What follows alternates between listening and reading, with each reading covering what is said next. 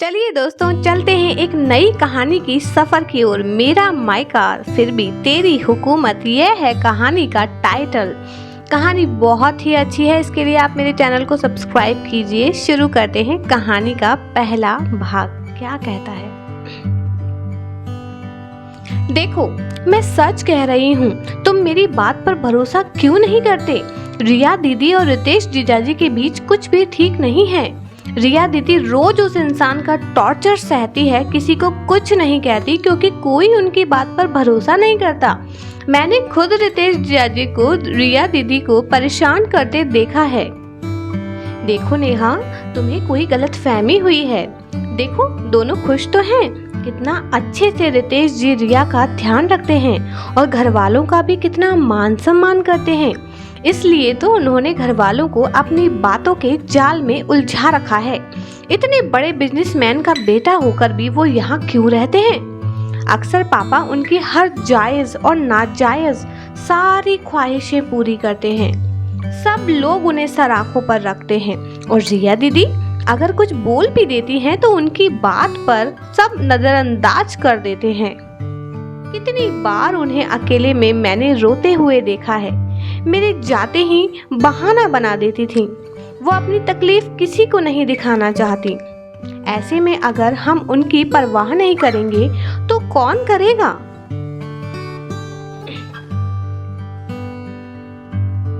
आखिर नेहा को ऐसा क्या पता चला था कि रिया और रितेश के बीच में सब कुछ ठीक नहीं है? उसे ऐसा क्यों लगता था कि रितेश रिया को परेशान कर रहा है? आइए देखते हैं क्या वजह थी। ठीक है, तुम बोल रही हो तो मैं उनसे बात करूंगा।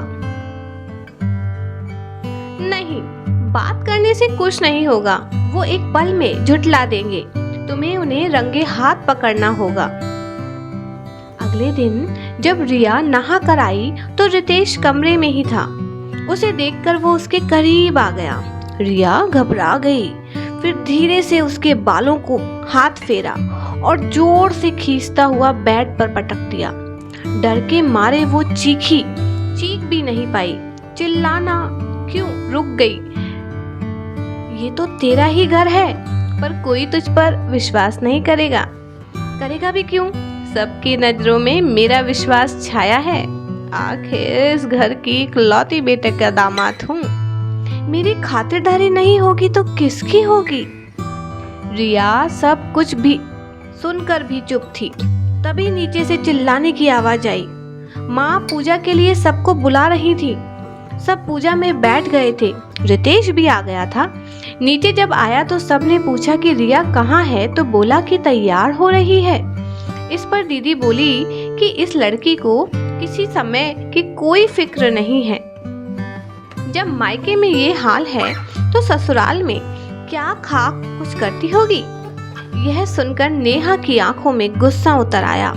मन तो किया कि अभी इस रितेश का पर्दाफाश कर दूं, पर कोई सबूत नहीं था। पूजा शुरू हो चुकी थी। रिया आ गई थी। रिया चुपचाप बैठ गई। सबकी बातें सुनकर पूजा चल रही थी। तभी रितेश ने रिया को इशारा किया ऊपर आने का।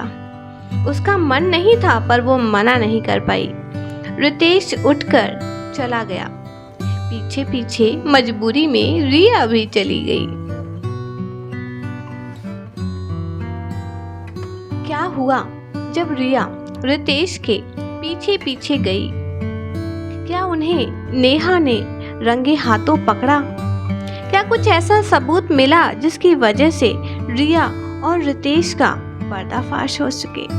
आइए देखते हैं।